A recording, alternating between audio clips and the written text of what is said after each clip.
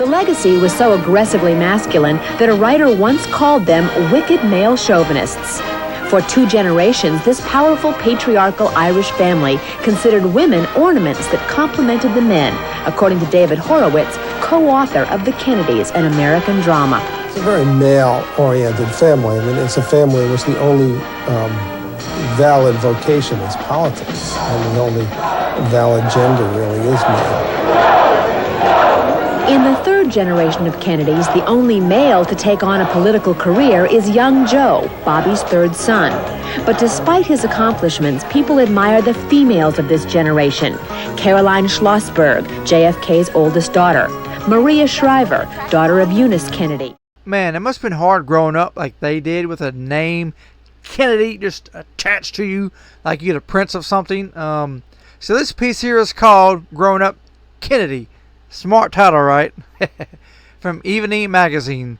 This covers the sons some, but it's mainly about the Kennedy daughters and what all they've done up until 86 or 87, which is, I think, when this piece is from. So without further ado, Growing Up Kennedy.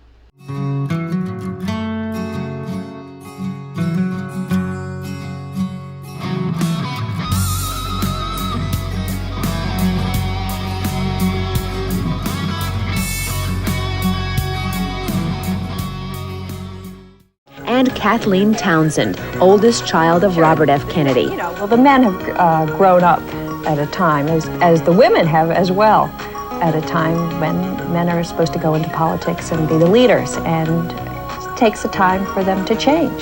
But I think they're learning. We're trying to teach them. Kathleen is the first female Kennedy ever to run for political office. Though she lost her bid for Congress, she continues to demonstrate her father's determination in everything she does. She is a remarkable woman. She's a lawyer. She delivered her own children. Now she gets to try it. In raising her 3 daughters, Kathleen employs the same kind of rough play that conditioned her father, the senator, and her uncle, the president. Okay, let's try this, Kate. Here, let's be brave. The competition is good, but in the end, what are you competing for to make a better country? Good.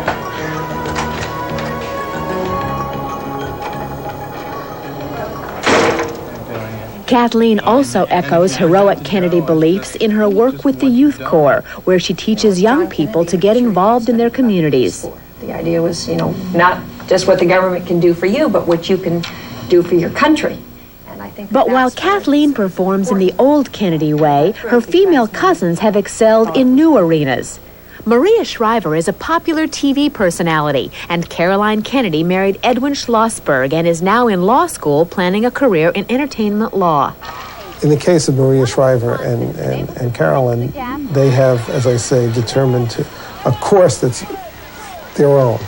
They really have made their own lives, which I think is a kind of heroic act within the context of that family. It is not by accident that the women have picked up the torch. The weight of the Kennedy myth proved too much for the young men of the 3rd generation. With the assassinations of the 2 brothers, you had the Kennedy myth grew outside a human dimension. Nobody could live up to it. And particularly in the Bobby Kennedy family, it's a terrible pressure to put on somebody. The girls were insulated from this. Kathleen's brother David was his generation's martyr.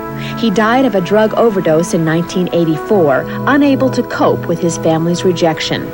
I believe David never had a chance. I mean, when he was 13 years old, he saw his father killed on TV, and he was sent off to a camp. 2 weeks later, he lost his virginity. He was given drugs by his brother that summer. He was 13 years old. And basically, grew up a kind of orphan in a family that expected him to be president. I think it's more difficult if you're the man. And so the women were sort of left alone, and with good results. But the female Kennedys had their martyr too.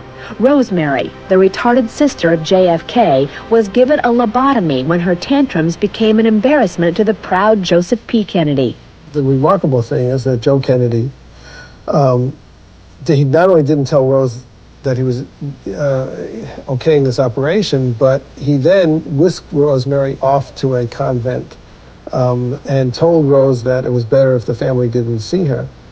For the entire third generation, growing up Kennedy was difficult, but the women have coped with it and come out on top. Even so, they don't like to talk much about the mystique. Because I think if you get too obsessed with being a Kennedy, then you forget about what you're supposed to do or what you can do. The Kennedy women are this generation's keepers of the image, and as long as they protect the mystique, the Kennedy clan will continue to fascinate us for generations to come.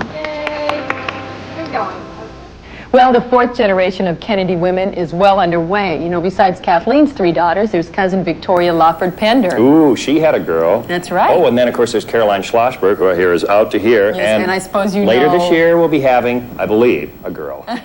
Man, you could tell she had a great life. Maybe she had some gunk for. Just kidding, just kidding. The Kennedys, wow, I mean, they were humans.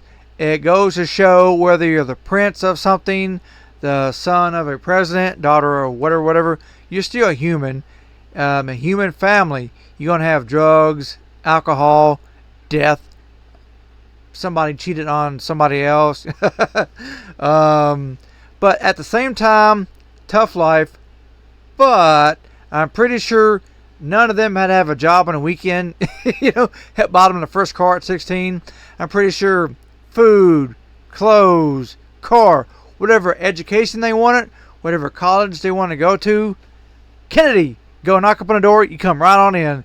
So they had a tough life, but a lot of privilege there as well. But once again, goes to show they were just humans. But there you have it, growing up Kennedy. Now, if you like political type stuff, I have some stuff on Kennedy on my channel already. Now, what do I have else in the future? Well, you have to stay tuned to find out.